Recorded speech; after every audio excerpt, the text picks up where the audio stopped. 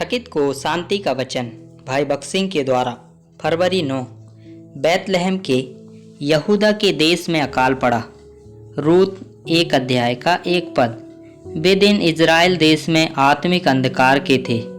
यदि आप रूत अध्याय 1 के आरंभिक शब्दों की तुलना न्यायों की पुस्तक के समापन शब्दों से करते हैं तो आप उस समय देश में प्रचलित परिस्थितियों के बारे में कुछ समझ सकते हैं।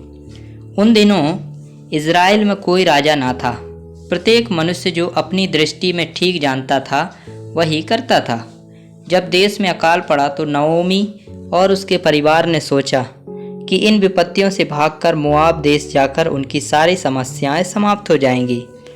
उनके पास परमेश्वर की इच्छा जानने का विचार नहीं था, केवल जो उनकी अपनी दृष्टि में ठीक था के द्वारा शासित किए जा रहे थे।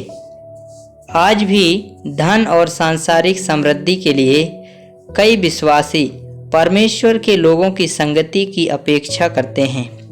कुछ समय के लिए नओमी और उसके परिवार के साथ सब कुछ ठीक कर रही थी। उनके पास बैतलहम की तुलना में अधिक भोजन था, लेकिन जल्द ही परिवार में मृत्यु आ गई और दोनों पुत्रों ने जाकर मोआबी स्त्रियों से विवाह कर लिया। कोई आसानी से देख सकता है कि नओमी के परिवार में सभी असफलताओं का कारण यह था कि उन्होंने परमेश्वर के लोगों की संगति को तुच्छ जाना था और उनसे दूर हो गए थे। पहले नओमी के पति एलीमेलेक की मृत्यु हुई।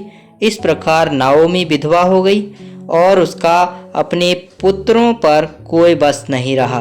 उन दोनों युवकों को सही मार्ग दिखाने वाला कोई नहीं था और उन्होंने मोआब की महिलाओं से शादी की।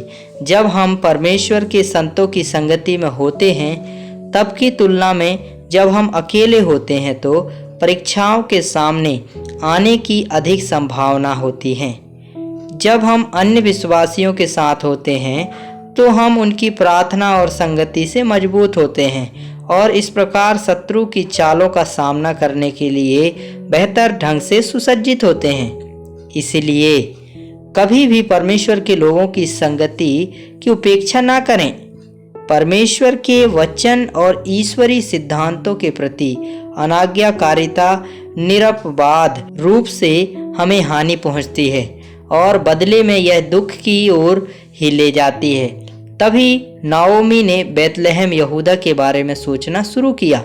उसके मन में यह विचार आया कि वह इस पराये देश की तुलना में बैतलहम में बेहतर स्थिति में होगी। उसने महसूस किया कि उसकी जगह बैतलहम ही थी और उसने परमेश्वर की प्रतिज्ञा की भूमि से दूर आकर गलत किया था। हमारे जीवन में जो भी असफलताएं हों, जब हम वास्तव में उनके लिए पश्चाताप करते हैं और बातों को ठीक करने के लिए तैयार होते हैं तो हम पाते हैं कि परमेश्वर हमारी ओर से हमारी हार को जीत में बदलकर काम कर रहा है।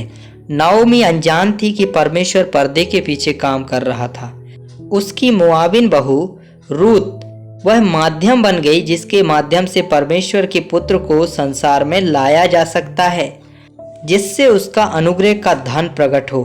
लेकिन इससे पहले कि वह इनमें से कोई भी काम करे, नओमी को परमेश्वर के प्रतिज्ञा के देश में वापस जाना चाहिए। जिस क्षण उसने लौटने का फैसला किया, परमेश्वर ने काम करना शुरू कर दिया। उसी तरह हमारे जीवन में चाहे कितनी भी असफलताएं आएं, हमें परमेश्वर के बताए हुए मार्ग में जाना है।